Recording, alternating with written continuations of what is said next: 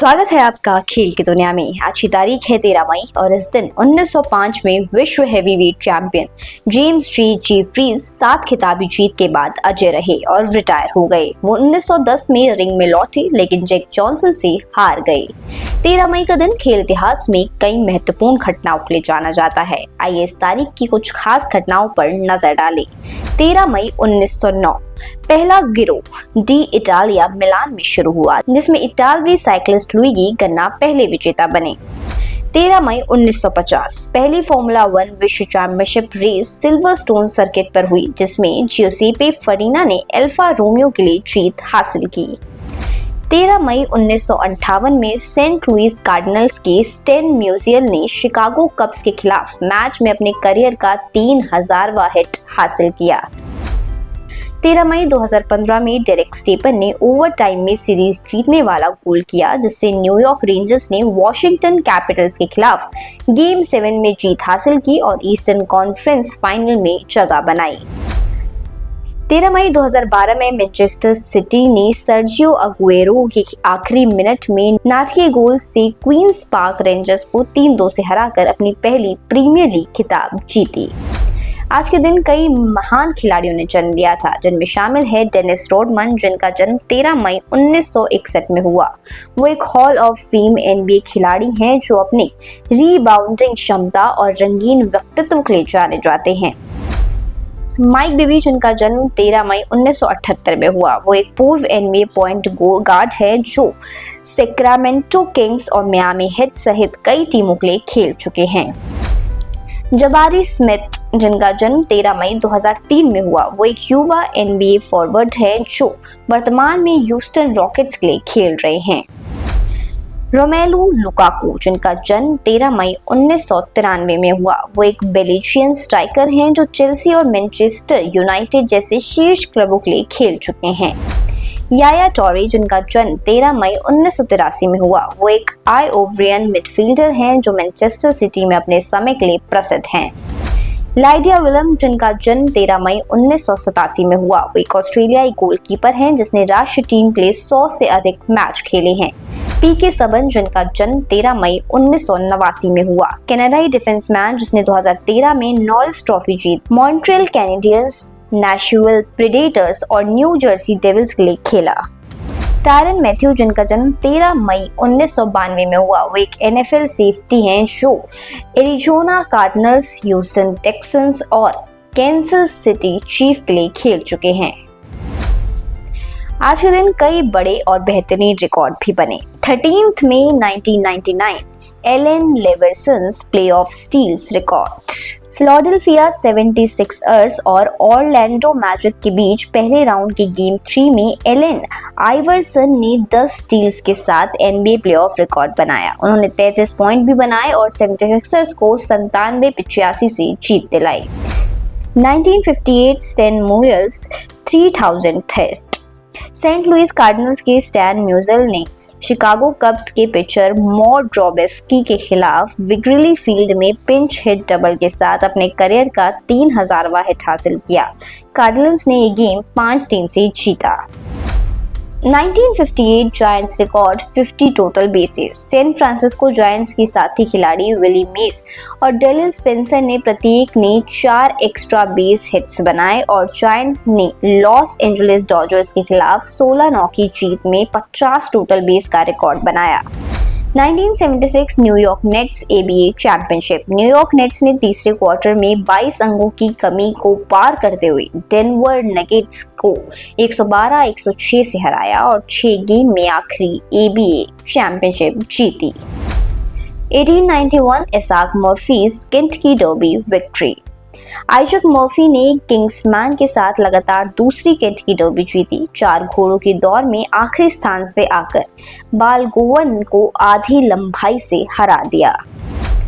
अब नजर डालेंगे देश की खबरों पर। आज मन मायूस है, दिल बैठ गया, वही हुआ जिसका डर था। विराट कोहली ने टेस्ट क्रिकेट से भी संन्यास ले लिया। किसने सोचा था कि 2008 में पहली बार टीम इंडिया में आया गोलू मोनू सा लड़का एक दिन भारतीय क्रिकेट इतिहास का सबसे सफल टेस्ट कप्तान बन जाएगा। आप जानकर हैरान रह जाएंगे कि कोहली की कप्तानी में भारत ने 68 में से 40 मैच जीते हैं। 2011 में पहला टेस्ट मैच खेलने के 3 साल बाद कप्तानी मिलने के 11 साल बाद संन्यास।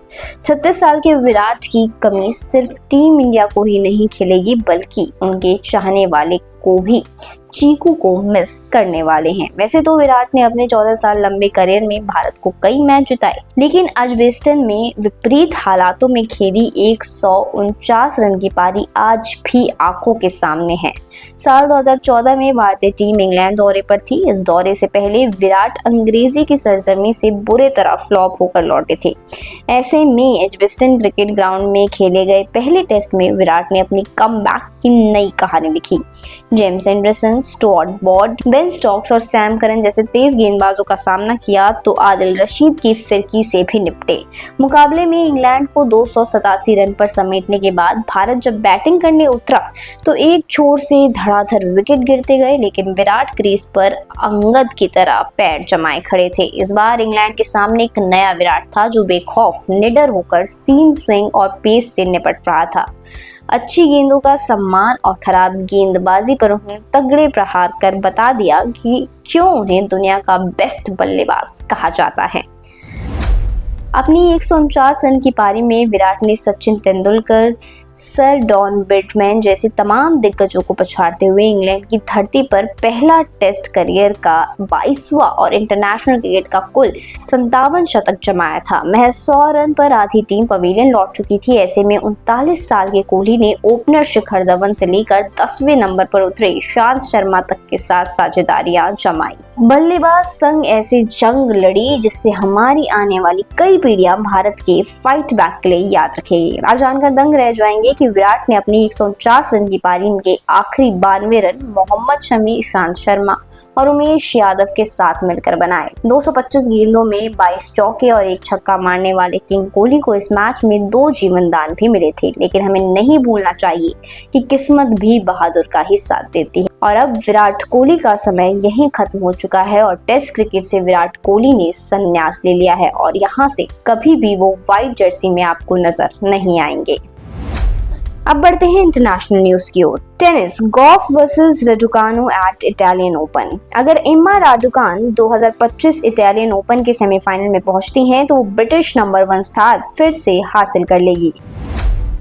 Table tennis, countdown to world championship. 2025 विश्व टेबल टेनिस चैंपियनशिप 17 मई से दोहा कतर में शुरू होगा। ये 9 दिन का आयोजन लुसेल स्पोर्ट्स एरेना और कतर यूनिवर्सिटी स्पोर्ट्स कॉम्प्लेक्स में सिंगल्स, डबल्स और मिक्स्ड डबल्स प्रतियोगिताओं को शामिल करेगा। England world cup qualification at risk. England cricket team को 2027 वनडे विश्व कप के लिए सीधे क्वालिफिकेशन में अनिश्चितता का सामना करना पड़ रहा है क्योंकि वो आईसीसी रैंकिंग में 8वें स्थान पर खिसक गए हैं। एथलीट्स के लिए शानदार मौका। आंध्र प्रदेश मेगा डीएससी 2025 के तहत स्पोर्ट्स कोटा में 490 स्पोर्ट्स कोटा पोस्ट खाली हैं, जिसकी एलिजिबिलिटी 12th पास और ग्रेजुएशन पास है, जिसके लिए एप्लीकेशन डेट 20 अप्रैल से शुरू हो चुकी है और 15 मई इसका आखिरी दिन रहने वाला है। तो सिर्फ और सिर्फ 2 दिन बचे हैं। अगर आपको इस फॉर्म पर अप्लाई करना है तो आप डिस्क्रिप्शन बॉक्स में दिए फॉर्म पर जा सकते हैं। सेंट्रल इंडस्ट्री सिक्योरिटी फोर्स यानी CISF हेड कांस्टेबल HC के तहत स्पोर्ट्स कोटा में 30 पोस्ट खाली हैं, जिसकी एलिजिबिलिटी 12th पास है। नेशनल और इंटरनेशनल लेवल अचीवमेंट जरूरी होंगी। एज रहने वाली है 18 से 23 साल और इसकी एप्लीकेशन डेट 11 मई से शुरू हो चुकी है। अप्लाई करने के लिए डिस्क्रिप्शन बॉक्स में लिंक आपको मिल जाएगा। नॉर्थर्न रेलवे स्पोर्ट्स कोटा 2025 में 38 स्पोर्ट्स कोटा के तहत पोस्ट खाली है, जिसकी एलिजिबिलिटी 10th पास और 12th पास है। नेशनल और इंटरनेशनल स्पोर्ट्स अचीवमेंट की जरूरत होगी, जिसकी डेडलाइन 11 दिसंबर 2025 है। आपको अगर अप्लाई करना है तो डिस्क्रिप्शन बॉक्स में लिंक आपको मिल जाएगी। PSUs में ONGC, BPCL, SAIL के स्पोर्ट्स कोटा वैकेंसीज हैं। तारीख के लिए वेबसाइट आप चेक कर सकते हैं। Indian army sports quota recruitment 2025 हवलदार और नायब सूबेदार की पोस्ट खाली है, जिसकी एलिजिबिलिटी 10th से 12th पास है और एज लिमिट 17.5 साल से 25 साल रहने वाली है। स्पोर्ट्स में कुछ चल रहे इवेंट्स पर अगर हम नजर डालें तो साइकिलिंग में गिरो d'Italia खेला जा रहा है 8 मई से 1 जून तक इटली में। आइस हॉकी में IIHF वर्ल्ड चैंपियनशिप, जिसकी शुरुआत 9 मई को हो चुकी है, 25 मई तक ही खेला जाएगा डेनमार्क में। थाईलैंड ओपन, जिसे थाईलैंड में खेला जा रहा है, 13 मई से इसकी शुरुआत हो चुकी है और 18 मई तक ये खेला जाएगा। आने वाले इवेंट्स पर अगर हम नजर डालें तो बैडमिंटन में फ्रेंच ओपन 27 मई को फ्रांस में खेला जाएगा। टेबल टेनिस में वर्ल्ड चैंपियनशिप 17 मई से 25 मई तक कतर में खेली जाएगी और सिंगापुर ओपन 27 मई से 1 जून तक खेला जाएगा। एथलेटिक्स में डायमंड लीग 16 मई को कतर में खेला जाएगा। एशियन एथलेटिक चैंपियनशिप 27 मई से 31 मई तक साउथ कोर में खेला जाएगा। आइस हॉकी में IIHF वर्ल्ड चैंपियनशिप 9 मई से 25 मई तक होगा डेनमार्क में। बॉक्सिंग में PGA चैंपियनशिप 15 मई से 18 मई तक USA में खेला जाएगा। फुटबॉल में चैंपियनशिप प्लेऑफ फाइनल 24 मई को इंग्लैंड में होगा। FA कप फाइनल 17 मई को इंग्लैंड में होगा। UEFA चैंपियंस लीग फाइनल 31 मई को जर्मनी में होगा और UEFA यूरोपा लीग फाइनल 21 मई को स्पेन में खेला जाएगा। मोटर स्पोर्ट में इंडियन पोलिस 500 25 मई को USA में खेला जाना है और रेसलिंग में Ulan butter open ranking series 29 मई से 1 जून तक मंगोलिया में खेला जाएगा। तो ये है वो तमाम जानकारी जो आज के दिन यानी 13 मई को हम लेकर आए हैं स्पोर्ट्स बुलेटिन में। आपको स्पोर्ट्स बुलेटिन कैसा लगा हमें कमेंट बॉक्स में जरूर बताएं।